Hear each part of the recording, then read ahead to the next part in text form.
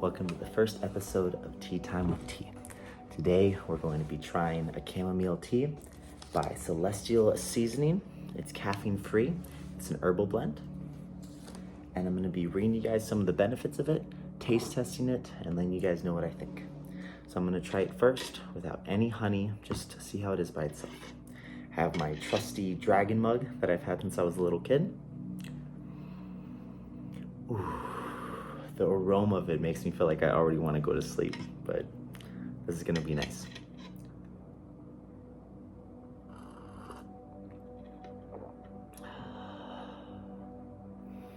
It's a good 8 out of 10. That really calms me. It doesn't even feel like it needs some sweetener, but I wanted to get this local Hive Southwest blend because I'm from Arizona and I felt like it would kind of fit, you know what I mean? So we're gonna put a little bit of this in here. Hope everyone's been having a great week. I know it's the end of January. I know you guys set a lot of goals and everything. If some of them aren't going the way you want, that's okay. It's all a process. Not everything has to go perfectly at first, you know? And a little bit of honey to this.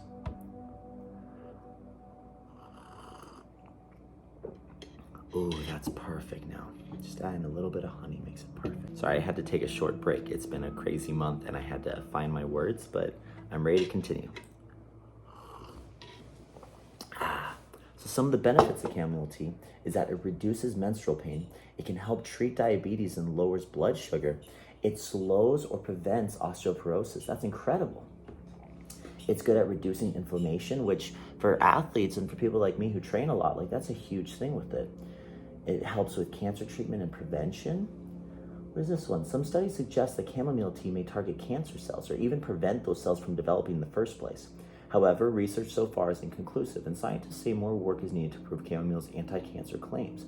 Also, most research has looked at clinical models in animals, not humans. That's so really interesting, though. A 2012 study compared the cancer-fighting powers of marigold and chamomile teas. Both were able to target cancer tumors selectively, but the effects of marigold tea were more potent. We might have to try that on one of our next ones. It helps with sleep and relaxation. I can already tell that, like I'm already dozing off and I've had like 3 sips of it. But in one review of the current evidence, 10 of 12 cardiovascular patients are quoted as having fallen asleep shortly after consuming chamomile tea. 7, it helps you with treating cold symptoms. And 8, it's a good treatment for mild skin conditions. A small 1987 study found that applying chamomile extract directly to a wound assisted with healing. Likewise, a few studies have found that chamomile ointments may help with eczema and mild inflammatory skin conditions. That's really interesting. Cool. Well, so far, even just without some of the benefits that I've read, I feel like I'm in a really good vibe right now. I feel like this tea is just calming me down. Been a long day of training. Time to wind down with a good book. So the book we're going to start reading is called Writing Down Your Soul by Janet Connor. How to activate and listen to the extraordinary voice within. I'm going to move this just a little bit. For you, welcome to the conversation. The Spirit's hands, they can be a great help. Words, they can become the Spirit's hands and lift and caress you. Meister Eckhart. Before we begin, there is a voice inside you. There is a voice inside everyone. Whether you hear it or not, the voice is there. Whether you acknowledge it or not, the voice is there. Whether you ask it for help or ignore its guidance, the voice is still there. Waiting. It is waiting for you to stop, if just for a moment, and listen. The voice is always there, guiding you, encouraging you, loving you. This book is about connecting with that voice. I'll let you in on a sweet little secret right here on the very first page. Connecting with that voice is easy, and why shouldn't it be? The voice isn't trying to hide from you, it is seeking you. It knows the rich conversation that awaits you both.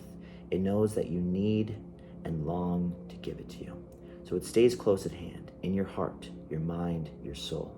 The voice is right there, barely below the surface, waiting for you to pick up your pen and penetrate the thin wall of consciousness that keeps you apart. But why the pen? Why writing? After all, there are other ways to connect. There are powerful spiritual and religious traditions like meditation, prayer, and ritual. There are rich body, mind, spirit practices such as massage, Reiki, yoga, and Tai Chi. For some, long-distance swimming or running are transcendental. Let me say that again. Are transcendental. Leah, how do you say that? Transcendental? Transcendental. Transcend. Like I'm going to transcend and then transcending. Let's say it helps you transcend your experiences. If anyone can help me with that word, that would help, because I'm going to do this every night and I want my vocabulary to get better, like I'm sure everyone does. My son swears he finds the greatest peace and does his best thinking riding his motorcycle late at night and when he's the only one on the road. All these things are good and all of them work.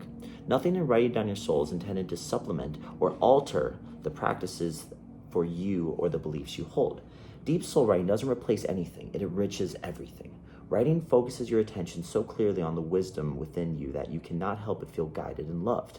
A young woman in a Writing Down Your Soul workshop expressed her surprise when she discovered how little effort was required to make that connection.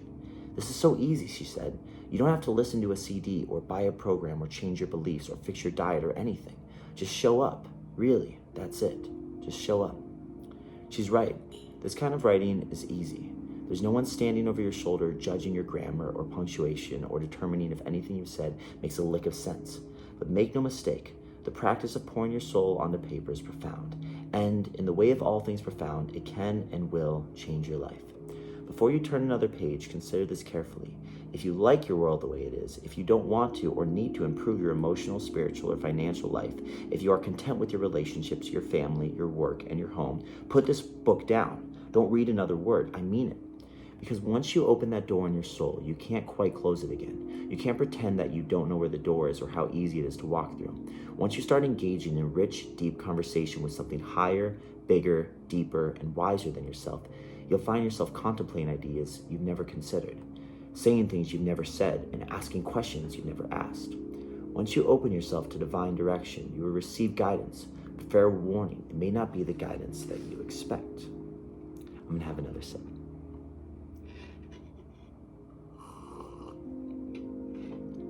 Do you guys know this is my favorite stone? Amethyst? I love it. Once you start asking for more, you will start receiving more ideas, more intuition, more inspiration, more wisdom, more opportunities, more challenges, and more questions. Always there are more questions, because the answers, as you're about to discover, live deep inside the questions. And let's not forget miracles. Ask and you shall receive. Every spiritual tradition tells us that asking and receiving is the law of the universe, and the voice is happy to comply. Pick up a pen with the intention of connecting with that extraordinary voice within, and your life will start rumbling, shifting, and moving, awakening as if from a long sleep, and you will see your world differently, and you'll find yourself changing. Subtly at first, then as your trust in the wisdom of the voice expands, you'll find you have the inner strength and confidence to create your own brave new world. Sounds a bit scary? Well, the best ideas are.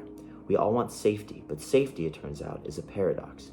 To feel really safe, you first have to step out into the unknown, experience the fear, and discover that all is well.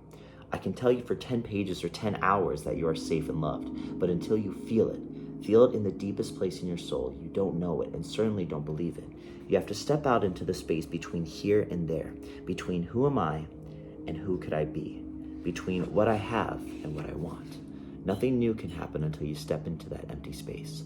Like Indiana Jones in Raiders of the Lost Ark, you have to thrust one foot forward into empty air and put it down firmly, trusting that something somehow will prevent you from falling. And something will. Something will remind you to be not afraid. Something will encourage you to explore the possibilities. Something will talk you through the scary parts, and something will definitely celebrate your joys. From here on, the voice will guide you. It will let you know that you are safe and loved. Are you ready to begin? Then, by virtue of intention, you are now officially the writer of your soul. Welcome to the profound practice of entering your soul and recording the messages you find there. Let the conversation begin. Now, just so you guys know, I'm going to be reading a chapter every night of this book and trying a new tea. I made this channel as an experiment to myself, because when I was younger, I had a really hard time with stuttering, and I felt like I couldn't speak clearly in front of people, and I would always be more of an introvert because of that.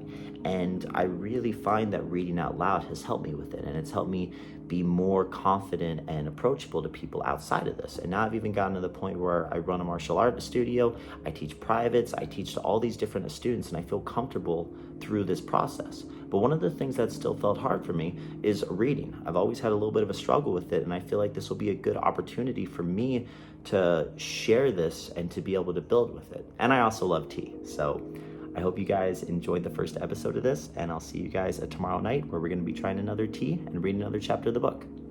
Good night, everyone.